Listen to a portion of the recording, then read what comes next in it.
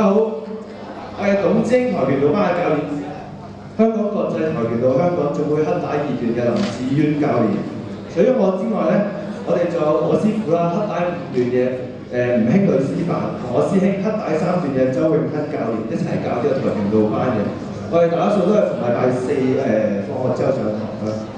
我哋跆拳道班咧就成立咗好幾年㗎啦，成績都唔錯。喺好多嘅搏擊比賽上面咧都有好好嘅成績啦。除咗比賽之外，我哋都參加過好多表演嘅，例如劉德華歌迷會聚會啦、學校表演啦、私人飲宴同埋啲政黨表演都有嘅。咁咧講咗咁耐啦，我哋咧就係時候俾大家開下眼界，睇我哋少少嘅擊碎動作啦。好。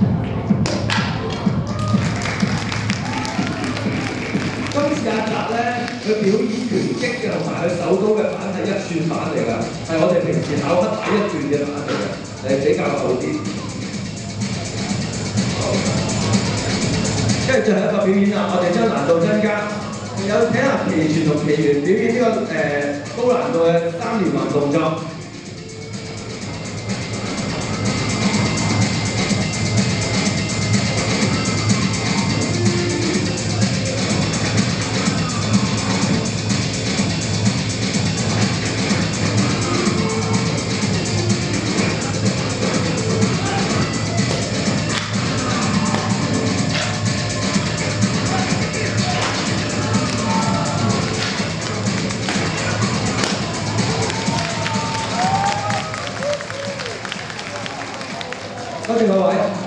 咁大家如果有興趣報跆拳道班嘅話咧，請你喺你嘅意願嗰度咧就寫翻前啲嘅位置啦。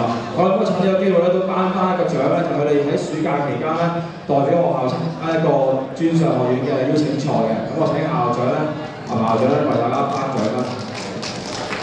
咁請教練咧宣讀個名單。